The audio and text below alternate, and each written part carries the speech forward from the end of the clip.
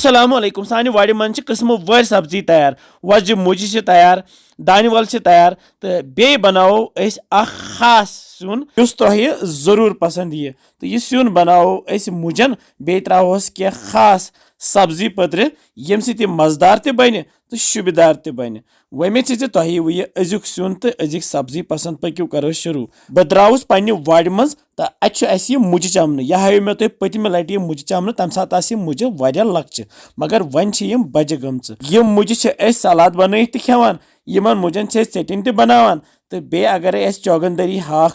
तथ रनो यम तो आज हाव बह तुह खास सिन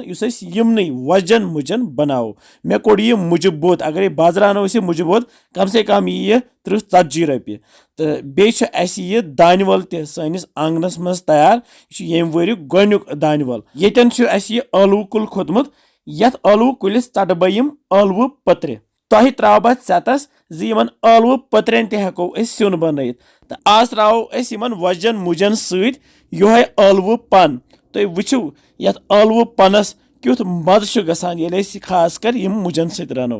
अकिस अलव कुलिस कोड़ मे यह अलव पन तो यह थो मे यथ छान मज सानि वाड़ मज रुहन ते तैयार गसान बह चट यथ रोहन कुलिस यह रोहन पच तो यह कर बह यमन मुजन सती इस्तेमाल यह रोहन पच थो बह ये छान मजी बे थो बह ये गंड तो बे चट बह क्या गंड पच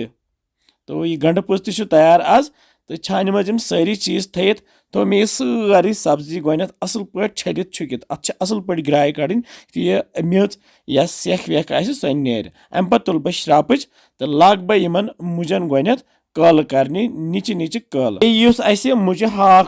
मुझ पान वन सह निकराव ये सती यह मुझ पान यह एज सलाद खेवान तिक अत मकदारस मज न्यूट्रिएंट्स अमूमन यह मुझ पान सान दारित यह गि दारित नुन कह यह गि सलाद खन या अगर रनित खेमो वारिया मज लगान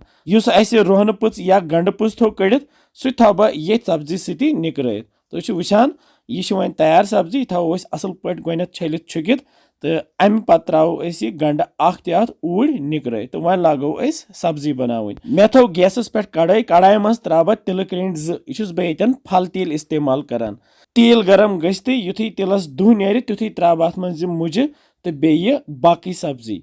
तो अमे पत त्रो नून चमच लागो वन ये दिन फिर दिमो लगातार ये फिर अड़ खेवान तिल रोस्तु सिन हेको यह तिल रोस्तु ये सिन बनयित आबस पे गोनथ त्रो आब कतर ओड अत मज त्रो यह सब्जी पे दिमोस इथे कन फिर इस आब यह शुप्रावस पे त्रोस मसाल इथे कन रनो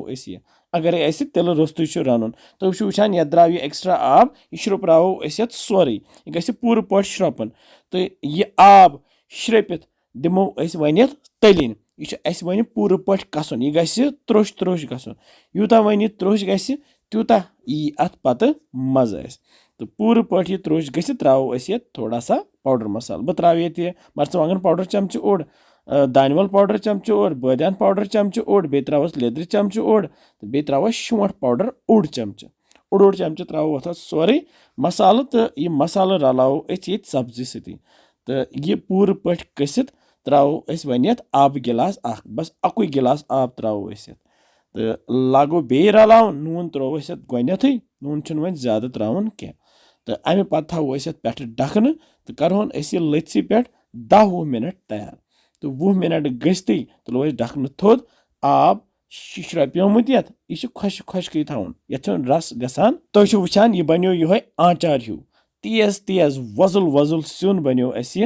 तो यह खेमो बत या अगर चोट खेवान चट सको खेत मे वन वोन हेको यह तिल रोस्तु ते बन बन बराबर युथ मे वोल यह सिन गैस पे बोन अगर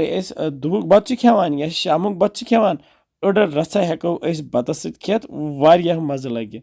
तो मे नी यह कवल मज फिरहन यह सिन खेवान दोहस 2 लटि बत तो दोनवनी वक्तन हेको यह सिन बत खे तो वमेद तुह यह अजुक सिन पसंद आमुत लेखान जो कमेंट सेक्शनस मज कत पे वुचान तुम सान वीडियोस तो किस बसान तुम सानि रेसिपीज इंशाल्लाह समखो बे जल्दी बे कैसन मजेदार वीडियोन तुम थो पन ख्याल मे खतर दुआ करान पन्ने खतर दुआ करान अस्सलामु अलैकुम।